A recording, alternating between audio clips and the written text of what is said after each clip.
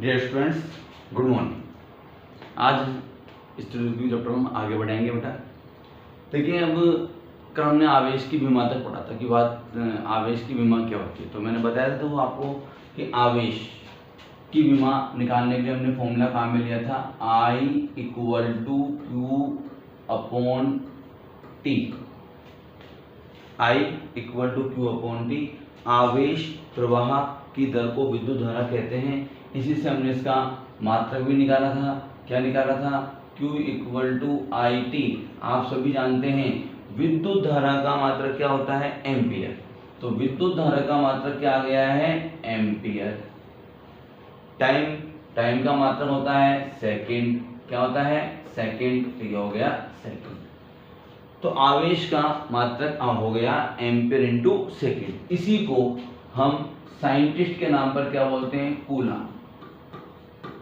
और इसे जनरली हम सी से लिख देते हैं जब भी मात्रक यूज करते हैं। जैसे न्यूटन में हम एन लगाते हैं, वैसे कूलाम के लिए हम डायरेक्ट सी यूज करते हैं। वैसे वास्तव में कूलाम जो है ये आवेश का बहुत बड़ा मात्रक है। इसलिए जनरली जब भी आवेश आते तो millicoulomb, microcoulomb, nanocoulomb और पिको कूलाम इनका यूज करते हैं। अब आप जानते हो मिली का मतलब कितना होता है? मिली मतलब 10⁻³ माइक्रो मतलब होता है 10⁻⁶, नैनो मतलब होता है 10⁻⁹ और पिको मतलब होता है 10⁻⁻12। ये आवेश के बहुत मतलब आवेश के कूलाम बड़ा मात्रक है। तो उसको छोटे में रिप्रेजेंट करने के लिए हम इसको millicoulomb, microcoulomb, nanocoulomb, picocoulomb इस तरह से रिप्रेजेंट करते हैं।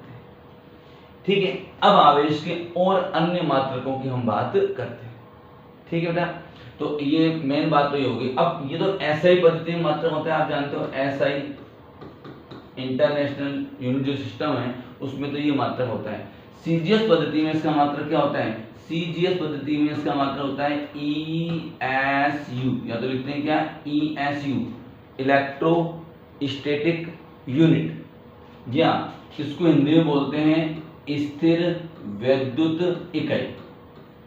स्थिर वैद्युत इकाई, स्थिर वैद्युत इकाई। और एक कूलाम में 3 × 10⁹ ESU इलेक्ट्रोस्टैटिक यूनिट होते हैं।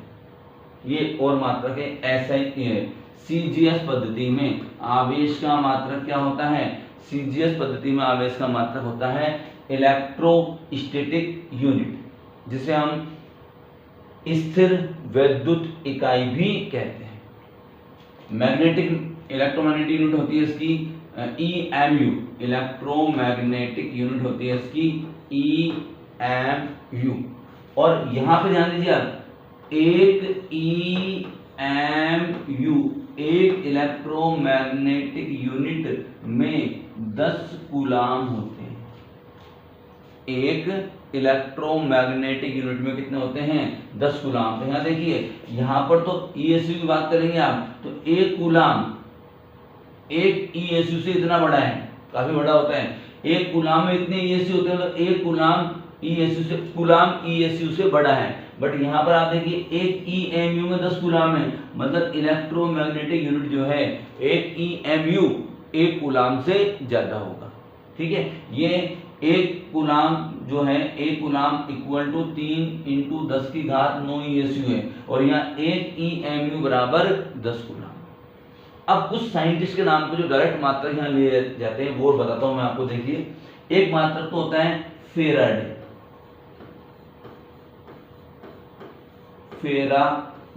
ये भी आवेश का मात्रक है। फेराडे क्या होता है?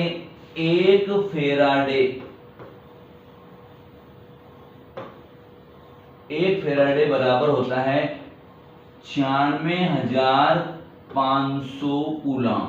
एक फेराडे में 96,500 कूलाम होते हैं। आप सोच सकते हैं कि ये आवेश का बहुत बड़ा मात्रक है। हम बोल रहे हैं कूलाम भी बहुत बड़ा मात्रक है, तो एक फेराडे तो आवेश का बहुत बड़ा मात्रक है। ठीक है, एक होता है फ्रैंकलिन,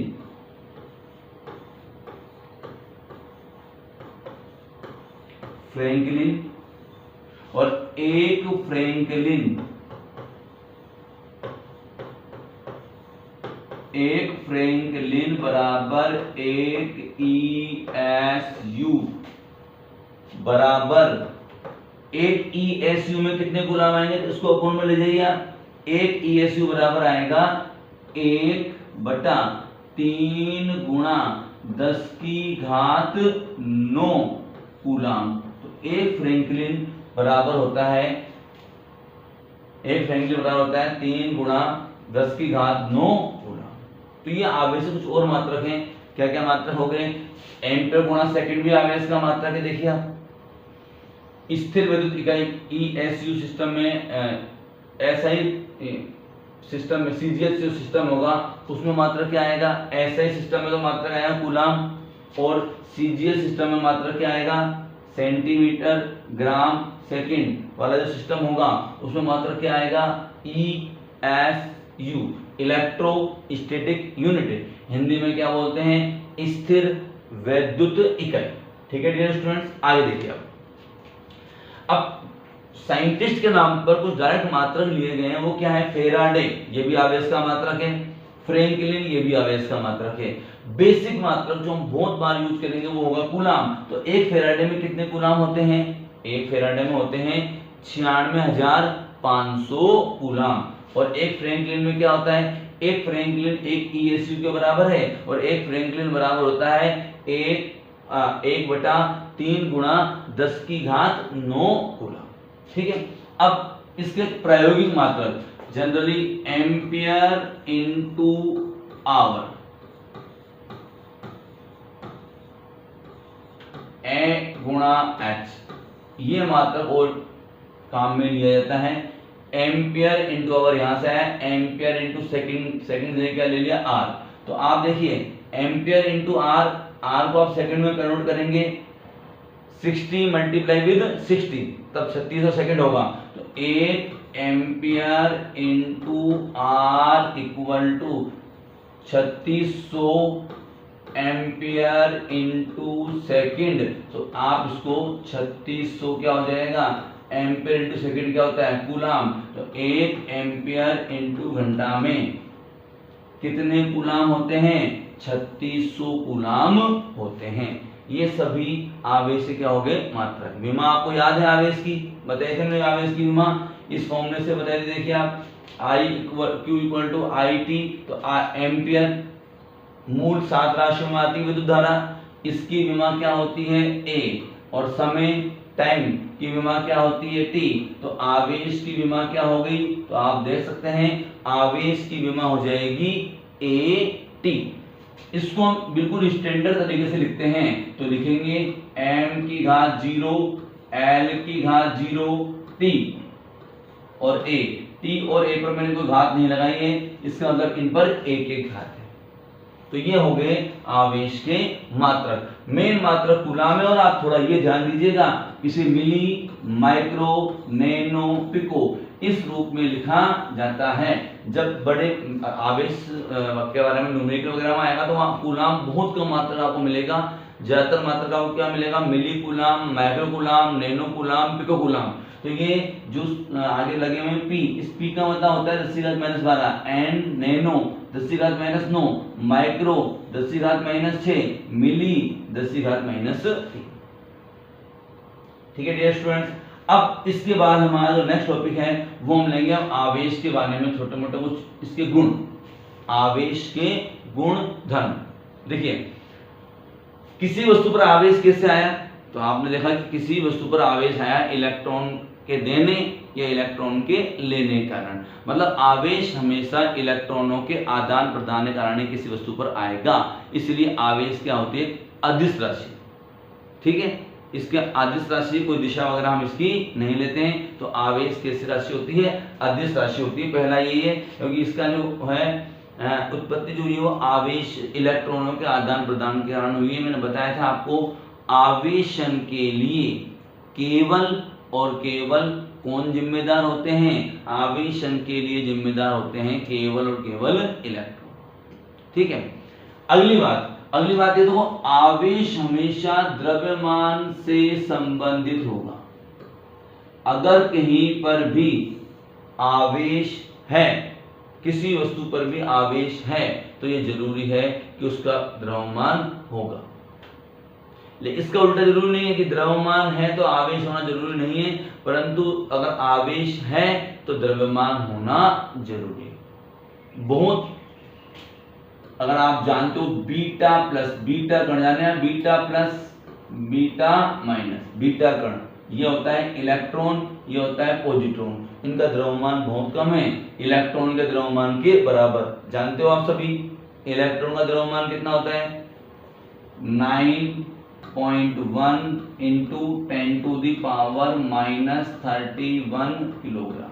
इतने हल्के कण से भी आवेश क्या होता है? संबंधित होता है। इस पर कितना आवेश होगा? 1.6 गुणा 10⁻⁻19 कूलाम। ये प्लस का होगा, इस पर इतना ही आवेश माइनस का होगा। तो जहां पर भी आवेश है, एक कंसेप्ट हमारे माइंड में होना चाहिए, आवेश है मतलब द्रव्यमान है। ठीक है, आवेश सदिश राशि है, आवेश है मतलब साथ में क्या है? द्रव्यमान भी होगा। इसके बाद थर्ड पॉइंट हम ले रहे हैं, आवेश होना हमेशा द्रव्यमान को सिद्ध कर रहा है। अब अगली बात, जब भी किसी वस्तु को आप आवेशित करेंगे, अगला जो पॉइंट है वो क्या है? जब भी किसी वस्तु को आप आवेशित करेंगे तो उसके द्रव्यमान में क्या होता है? परिवर्तन। क्यों होता है? आवेशन क्यों होता है? मैंने बताया आपको, आवेशन होता है इलेक्ट्रॉनों के आदान प्रदान के कारण। या तो वस्तु इलेक्ट्रॉन त्यागेगी या वस्तु इलेक्ट्रॉन ग्रहण करेगी। अब आप देखिए, कोई भी वस्तु है वो भी मान लीजिए निरावेशित है, उसके अंदर परमाणु, जितने परमाणु हैं उन हर परमाणु में जितने प्रोटॉन है उतने ही क्या है? इलेक्ट्रॉन है। तो कुल मिलाकर वो निरावेशित है। अब उसने कुछ इलेक्ट्रॉन त्याग दिए, इलेक्ट्रॉन त्याग दिए तो वस्तु पर कैसा आवेश आएगा बताइए? धनावेश। इलेक्ट्रॉनों में कमी, धनावेश। इलेक्ट्रॉन निकल गए, एक इलेक्ट्रॉन निकलने से उसके द्रव्यमान में, एक इलेक्ट्रॉन निकलने से इतनी क्या हो जाएगी? द्रव्यमान में कमी। तो अगर कोई वस्तु धनावेशित हुई है तो वस्तु के धनावेशित होने पर उसके द्रव्यमान में क्या हो जाएगी? कमी हो जाएगी। इसका अपोजिट करें हम, यदि कोई वस्तु ऋणावेशित होती है तो वस्तु ने क्या कर लिया है? वस्तु ने आवेश ग्रहण कर लिया, इलेक्ट्रॉन ग्रहण कर लिए। क्या ग्रहण कर लिए? इलेक्ट्रॉन। अगर कोई वस्तु ऋणावेशित हुई है तो वस्तु ने इलेक्ट्रॉन क्या कर लिए? ग्रहण कर लिए हैं। तो वस्तु का द्रव्यमान क्या होगा? तो उस वस्तु का द्रव्यमान बढ़ जाएगा। मतलब हम एक कंसेप्ट बना सकते हैं, नोट्स में लिखा हुआ है पॉइंट ये, धनावेशित होने पर वस्तु का द्रव्यमान कम हो जाएगा और ऋण आवेशित होने पर वस्तु का द्रव्यमान बढ़ जाता है। ठीक है डियर स्टूडेंट्स, अगला पॉइंट देखिए आप। अगला पॉइंट रखा है आवेश का क्वांटीकरण। बहुत इंपॉर्टेंट पॉइंट है, आवेश का क्वांटीकरण। आवेश का क्वांटीकरण। पहले तो आप इस क्वांटीकरण वर्ड को समझिए, बहुत बार हमारे फिजिक्स में ये वर्ड आएगा कि ये क्वांटित राशि होती है, ये भौतिक राशि क्वांटित है। इसका मतलब क्या होता है? इसका मतलब होता है कि कोई भी भौतिक राशि कुछ निश्चित मान ही संभव होंगे, सभी मान संभव नहीं होंगे, कुछ निश्चित मान ही संभव हो, ऐसी राशियां क्या कहलाती हैं? ऐसी भौतिक राशियां कहलाती हैं क्वांटित भौतिक राशियां। जिन भौतिक राशियों के कुछ निश्चित मान ही संभव होते हैं। तो आवेश का क्वांटीकरण क्या है? आवेश का क्वांटीकरण है कि किसी भी वस्तु पर आवेश का मान सदैव इलेक्ट्रॉन पर आवेश के परिमाण का पूर्ण गुणज होता है। यहाँ n क्या होगा? हमेशा एक, यहाँ पर n होगी हमेशा एक पूर्णांक संख्या। किसी वस्तु का आवेशन कैसे हुआ था? बताया था हमने कि या तो वस्तु इलेक्ट्रॉन त्याग देगी या वस्तु इलेक्ट्रॉन ग्रहण कर लेगी। मतलब आवेशन के लिए केवल और केवल कौन जिम्मेदार है? इलेक्ट्रॉन जिम्मेदार है। अगर किसी वस्तु ने एक इलेक्ट्रॉन त्याग दिया तो उसका आवेश आएगा प्लस ई। ई का मतलब 1.6 गुणा 10⁻⁻19 कूलम। 2 इलेक्ट्रॉन त्याग दिए तो प्लस 2 ही आएगा। 3 त्याग दिए तो 3 ई आएगा, 4 त्याग दिए तो 4 ई आएगा, मतलब यहाँ तो आएगा 1.6 गुणा 10⁻⁻19। अगर 2 त्याग दिए तो आएगा, इसका डबल कर देंगे 3.2 इंटू 10⁻⁻19, 3 कर देंगे 4.8 इंटू 10⁻⁻19। इस तरह से आप चलते हैं, ठीक है। यहाँ आएगा 6.4 इंटू 10⁻⁻19। अब आप देखिए इनके बीच के आवेश के मान संभव नहीं है, इनके बीच के आवेश के मान संभव नहीं है, किसी वस्तु पर इससे कम आवेश होना संभव नहीं है। 1.6 गुणा 10⁻⁻19 कूलाम से कम आवेश किसी वस्तु पर नहीं हो सकता। तो आपने देखा कुछ निश्चित मान ही संभव है, बीच बीच वाले मान छूट गए हैं, यानी आवेश कैसी राशि है, क्वांटित राशि होती है। इसे बोलते हैं आवेश के क्वांटीकरण का नियम। शब्दों में क्या लिखेंगे, प्रत्येक वस्तु पर आवेश का मान सदैव इलेक्ट्रॉन पर आवेश के परिमाण का पूर्ण गुणज होता है। यह है आवेश के क्वांटीकरण का नियम। आपने यहां प्लस माइनस दोनों ही लिए, क्योंकि वस्तु धनावेशित भी हो सकती है और ऋणावेशित भी हो सकती है। यदि वस्तु ने इलेक्ट्रॉन त्यागे हैं तो प्लस साइन आएगा, और वस्तु ने इलेक्ट्रॉन ग्रहण किए हैं तो माइनस साइन आएगा। ठीक है स्टूडेंट्स, यह है आवेश के क्वांटीकरण का नियम। किसी भी वस्तु पर आवेश का जो मान होगा वह सदैव इलेक्ट्रॉन पर आवेश के परिमाण का पूर्ण गुणज होता है। इसे कहते हैं आवेश का क्वांटीकरण। किसी भी भौतिक राशि के लिए शब्द आ गया कि यह भौतिक राशि क्वांटित राशि है, इसका मतलब यह होता है कि उस भौतिक राशि के सभी मान संभव नहीं होंगे, कुछ निश्चित मान ही संभव होंगे। अब इस कंसेप्ट क्वांटित वाले को आप आवेश पे लगाइए तो इलेक्ट्रॉन किसी वस्तु पर आवेश के वो ही मान संभव होंगे जो इलेक्ट्रॉन पर आवेश के परिमाण के पूर्ण गुणज होंगे, यानी इसके 1.6 गुणा 10⁻⁻19 के क्या होंगे, पूर्ण गुणज होंगे। यह है आवेश के क्वांटीकरण का। ओके डियर स्टूडेंट्स, आज हम यहीं तक लेंगे। Okay, thank you.